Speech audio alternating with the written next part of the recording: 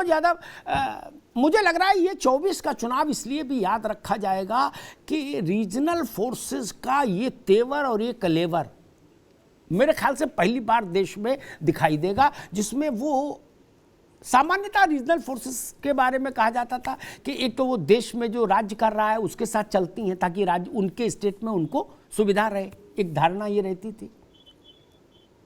वो धारणा इस बार टूट गई। कई नाम मैंने गिनाए, वो लोग लड़ रहे हैं। अखिलेश यादव जानते हैं कि मान लीजिए यूपी में कुछ चमत्कार हो भी जाए और केंद्र में भाजपा रहे सरकार में, तो वो कितना काम यूपी में कौन कर पाएगा, ये भी ठीक है, लेकिन फिर भी लड़ रहे हैं। ममता बनर्जी रोज संघर्ष कर ही रही, वो तो जन्मना फाइटर है। नवीन बाबू भी मान लीजिए आके यहाँ हेलो हाय कर ले तो क्या दिक्कत है, लेकिन वो बीजेपी को बिल्कुल वाइप आउट किए हैं उड़ीसा में।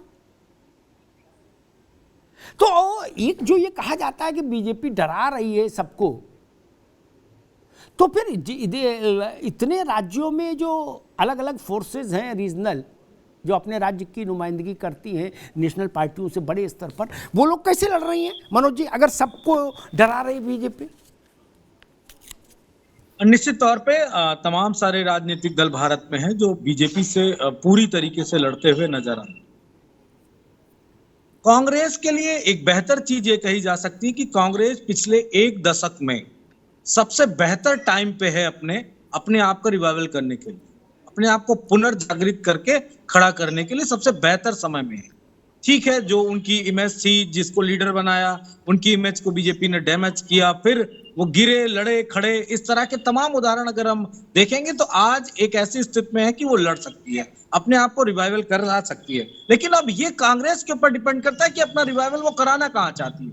उत्तर प्रदेश में कराना चाहती है, पश्चिम बंगाल में कराना चाहती है, उड़ीसा में कराना चाहती है, अथवा कोई और जहां पे थर्ड फ्रंट की ताकत है वहां पे, अथवा उसके लिए जो सबसे बेहतरीन और सेफ स्टेट हैं, चाहे वो हिमाचल हो, उत्तराखंड हो, राजस्थान हो, मध्य प्रदेश हो, छत्तीसगढ़ हो, झारखंड हो या कर्नाटका हो, ऐसे राज्य जहां पे उसका अपने आप में एक होल्ड है, अपने आप में एक दम है, जहां वो बीजेपी से लड़ती हुई नजर आती है। अगर इन स्टेट में अपने रिवाइवलिंग के लिए कांग्रेस जाती है और लड़ती है और स्पेस देती है विपक्ष को, जहां पे थर्ड फ्रंट के तमाम सारे स्टेक अपनी ताकत के साथ लड़ रहे हैं, तो निश्चित तौर पे आपको मैं दावे से कह रहा हूं अमिताभ जी कि बीजेपी के लिए दिन बुरे आने वाले हैं। लेकिन अभी आपने एक बीजेपी के नेता का और रणनीतिकार का नाम लिया, कौन क्या ज्ञान दे देगा टीवी पे आके, बड़ा मुश्किल है। कौन क्या बयान दे देगा, ये भी बड़ा मुश्किल है। बीजेपी की मनचाही बात हो जाती है। एक मैं अपना छोटा सा उदाहरण देता हूं, बात हमारी पार्टी की और एक बयान की है। बयान पे आपने भी डिबेट करी, आपने क्या क्या कहा, सबसे बड़े पंडित इस देश के, उनको आना पड़ा 2-2 बार समाजवादी पार्टी के एक बयान पे। सबसे बड़े पंडित चित्पावन पंडित जी को आना पड़ा और बोलना पड़ा कि क्या सही है और क्या गलत है।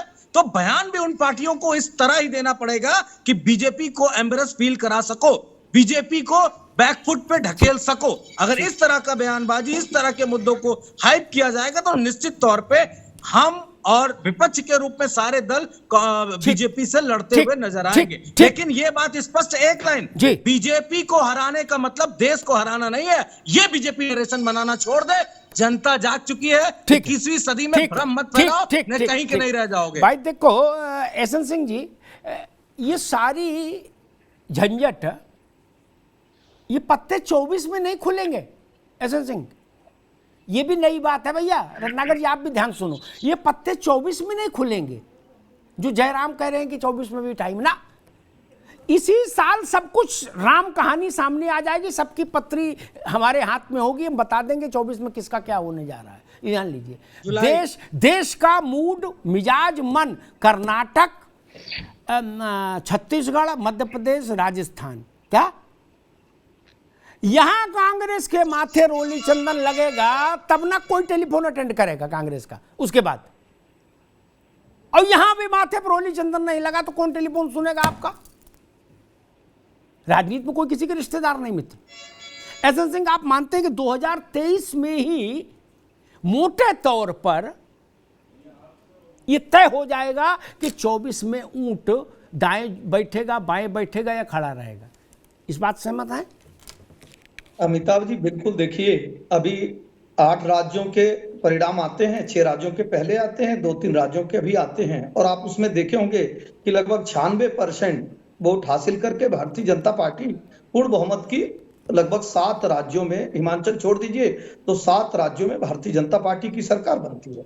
और मैं कहता हूं, अभी समाजवादी पार्टी के भाई कह रहे थे, हमेशा वो एक बार भी अपना जिक्र नहीं किए उन्होंने कि कर बहिया बल आपने छोड़ पर आए हो आज, ऐसी बात नहीं। हमेशा वो ये कहते रहे, एक कहावत है कि यदि होता किन्नर नरेश का राजमहल में रहता, सोने का सिंहासन हाँ, होता, मैं सिर पर मुकुट चमकता। बचपने में ये स्कूल में थी तीन कविता। में हम लोग भी पढ़ते रहते थे। मतलब होता तो वो अपनी बात को नहीं कहे, और उन्होंने ये भी नहीं बताया कि भाई इंडियन इनके अहंकार पॉलिटिक्स, के नाते, इनके परिवार के नाते, ये दो इनके चार लाइनें जातिवाद सुना के के नाते, कहानी इनके मत बताओ, क्षेत्रवाद के ये नाते सभी को मालूम मैं है। कह रहा हूं, लोगों ने आपको ये छोड़ सरलीकरण दिया। नहीं अच्छा लगता आप है। कह रहे हैं देश कि के कांग्रेस प्रधानमंत्री ऐसे से लेके करती है, आप दोनों लोग सब कांग्रेस सरलीकरण ही किस बताते प्रदेश में नजर जाती आते है, हो। अपना नहीं हमें बता पा रहे हैं, सरलीकरण नहीं आप सुनना अपना है। नहीं बता पा रहे हैं। हमारे पास समाजवादी मुद्दे पार्टी हैं, उन मुद्दों पे हसन सिंह जी समाजवादी सुनिए, पार्टी जनता के हमने बीच तो में जा कार्य रही किया, है। हमने उन मुद्दों पे आपसे हम सवाल पूछेंगे। आपके राष्ट्रवाद पे भी सवाल होगा, आपका जो सांस्कृतिक राष्ट्रवाद है उस पे भी सवाल होगा, भ्रष्टाचार पे भी सवाल होगा, आपके नेताओं को वॉशिंग मशीन में जो आप बिल्कुल क्लीन करके भाजते हो उस पे भी सवाल होगा। और अडानी अंबानी भ्रष्टाचार, देश को गर्त में ले जाना, इन सब पे संसद सवाल होगा। आप ये मत सोचिएगा कि आपके लिए कोई रेड कॉर्पोरेट बिछा के बैठा है। समाजवादी पार्टी ने आपके रास्तों को कांटों भरा बनाने का पूरा जतन, प्रयत्न, मेहनत करना शुरू कर दिया है। जो केवल क्षेत्रवाद की राजनीति करते हैं, जातिवाद की बात करते हैं, धर्म की लड़ाई लड़ते हैं, जनता उनको अस्वीकार कर दी है। ठीक। संख्या अमिताभ जी उनकी 3 है, हम आगे बढ़ते हैं। देखिए, मैं कह रहा हूं, भारतीय जनता पार्टी से आपको लड़ रहा है, हम 303 सीटें पाते हैं 2019 में और 56% वोट पाते हैं। अब कौन कौन हमारे साथ यहाँ पे बैठा हुआ है जो लड़ाई लड़ रहा? टीएमसी 22 सीट पाती है और 4.25% पाती है, कांग्रेस 52 सीट पाती है और 9% वोट पाती है, सपा जो है 3 सीट पाती है, 0.5% वोट वो पाते हैं। मैं कह रहा हूं, पहले आप ऐसे कार्य करिए। और हमारी लड़ाई बीजेपी से है, हम बीजेपी से लड़ेंगे। हमारी लड़ाई देश के किसी अन्य दल से नहीं है, ये बात स्पष्ट जान लीजिए। हमारी लड़ाई सिर्फ बीजेपी से है, और बीजेपी के झूठ तंत्र से समाजवादी पार्टी उत्तर प्रदेश और जिन राज्यों में मजबूती से लड़ सकती है लड़ेगी, ये स्पष्ट जान लीजिए। हम आपको स्पेस नहीं देंगे, रेड कॉर्पोरेट नहीं बिछने देंगे। कांग्रेस क्या करती है, टीएमसी क्या करती है, कौन सा राजनीतिक दल क्या करता है, ये उसका विषय है। समाजवादी पार्टी और गठबंधन एक मजबूती के साथ आपके लिए चैलेंज है, और उत्तर प्रदेश में चैलेंज के रूप में ही हम आपके सामने। अभी रुके, एक मिनट, ठीक है। एसन सिंह आगे बात, आगे संजय आगे, भैया आगे बात। संजय राणा के पास चलता हूँ, यही सवाल आगे, एसन सिंह आगे बात। संजय राणा, बाकी कांग्रेस के लिए मैंने बता दिया, अद्भुत अकाट्य टेस्ट होने जा रहा है इसी साल। क्या उसी में मल्लिकार्जुन खड़गे का कद नप जाएगा, उसी में राहुल जी की यात्रा नप जाएगी। ठीक, इसलिए कांग्रेस को 24 में रिजल्ट नहीं लेना है, 23 में ही रिपोर्ट आ जाएगी पूरी। ये ऐसी एमआरआई मशीन है जनता कि होल बॉडी स्कैन होके आ जाएगी।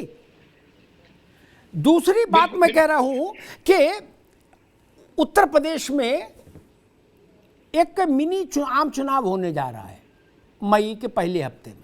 ठीक, वहां भाजपा और कांग्रेस दोनों की एमआरआई हो जाएगी, तो इनका भी मामला 24 के लिए नहीं है, मई में इनकी रिपोर्ट आ जाएगी और ये साल जाते जाते कांग्रेस की आ जाएगी। संजय राणा जी, तो 24 में प्रेडिक्शन करना सरल हो जाएगा, क्योंकि डॉक्टर कहते हैं रिपोर्ट जांच करा लो, रिपोर्ट आ जाए तो ठीक से डायग्नोसिस कर पाए। नहीं, बिल्कुल अमिताभ जी, देखिए 2024 का तो बोर्ड का एग्जाम है, उसमें तो जो पास होंगे तभी इंजीनियरिंग में एडमिशन होगा, कच्चा 12 का एग्जाम है। अभी जो आप चुनाव बता रहे हैं कई राज्यों में होने वाला है, लेकिन कई राज्यों के चुनाव में अगर रिजल्ट मान लीजिए भारतीय जनता पार्टी के खिलाफ आती है या किसी के पक्ष में आता है, लेकिन उसका मतलब ये नहीं हो जाता कि मोदी की छवि में कमी आई है या मोदी की छवि में इजाफा हुआ है। इससे कोई वो कैलकुलेशन नहीं कर सकते कि एकदम बिल्कुल अगर हार जाएंगे तो सही है, नहीं हारेंगे तो गलत है। लेकिन हाँ, ये है कि आप जैसे आपने बोला कि खड़गे जी के बारे में पता चल जाएगा, चाहे राहुल जी के जो पदयात्रा किया उसके बारे में, देखिए वो आज ही पता चल चुका है। आपको ये देखना होगा कि खड़गे साहब खड़गे साहब अध्यक्ष बनाए हैं, क्योंकि अध्यक्ष की उनकी सुन कौन रहा है, उन्होंने अपनी स्ट्रेटजी और प्लानिंग कैसे बनाई है, उन्होंने अपने संगठन को कितना मजबूत किया, अपने संगठन में कितने चेंजेस किए हैं, अपनी जो भी राज्य जहां पे भी इनको चुनाव लड़ना है उस राज्य में क्या क्या करना है, ये कोई नहीं blueprint अध्यक्ष तैयार है, ये तो कोई वो तो खैर तैयार है नहीं है। खड़गे जी को भी मालूम है कि कितना चेंज कर सकते हैं, इतना भी चेंज ना करा दो कि वही चेंज हो जाए। रुक जाओ बिल्कुल रिमोट कंट्रोल वाला ठीक, सरकार है। ठीक है। जहां तक बात हो रही, एक 30 सेकंड और दूंगा अमिताभ जी। जैसे हमारे मित्र बोल रहे थे, सारे जो विपक्ष के नेता हमारे बैठे हुए हैं, प्रवक्ता लोग, गणमान्य व्यक्ति, देखिए ऐसा है कि किसी के पास भी आज के दिन में कोई मुद्दा नहीं। उत्तर प्रदेश में हमारे मनोज भाई बोल रहे थे कि हम विपक्ष में बैठना चाहे, विपक्ष में, और मुद्दे मेरे पास बहुत है, इनसे बोल दीजिए कि आज उत्तर प्रदेश में एक ही मुद्दा गिना दे जो जनता की आम मुद्दे हो, तो नहीं गिना सकते। इस तरफ अदानी पर आरोप लगा सकते हैं और अंबानी पर आरोप लगा सकते हैं। ठीक अरे संजय राणा जी, बेरोजगारी नहीं है, ये मुद्दा भी नहीं है। भारत हो जाएगा। रत्नाकर जी, सबकी आवाज रोकिए, नो सबकी आवाज रोकिए। रत्नाकर जी, उनसे नहीं उलझो, उनकी समझ थी, उनने बोल दिया, बाप हम जो कह रहे उस पर बोल दो, उनसे क्या उलझ रहे। मैं रत्नाकर जी आपसे कांग्रेस का लास्ट कमेंट जानना चाहता हूं। भैया आप रुक जाओ, ये जानना मैं चाह रहा हूं, ये 4 राज्यों के जो चुनाव मैंने बताए, कर्नाटक, मध्य प्रदेश, छत्तीसगढ़ और राजस्थान, देश को छोड़ो, कम से कम कांग्रेस के भविष्य पर एक निर्णायक प्रकाश डालने में सक्षम होंगे या नहीं, एक।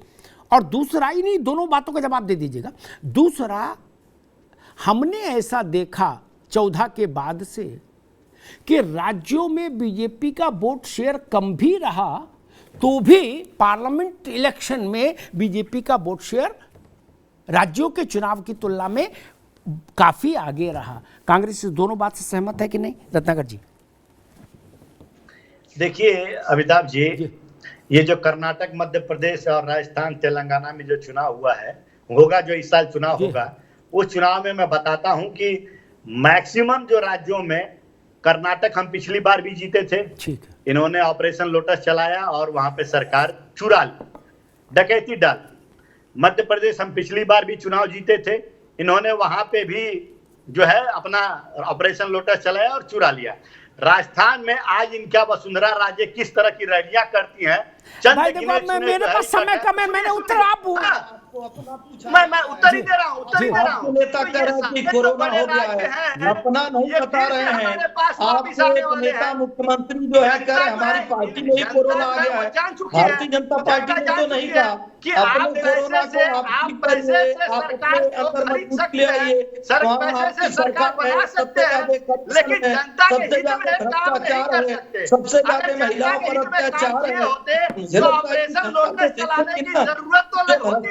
है, जो अत्याचारी है, जहाँ करप्शन है, जहाँ कोरोना, मध्य प्रदेश में भी हार रहे हैं, आप राजस्थान भी हार रहे हैं, तो ये बड़े राज्यों में आपका जो है, ठीक है, सब हार रहे हैं, मामा ठीक है, दोनों लोग रोकिए, दोनों लोग रोकिए, सब हार रहे हैं, ठीक है, सब हार रहे हैं, दोनों को रोक दीजिए।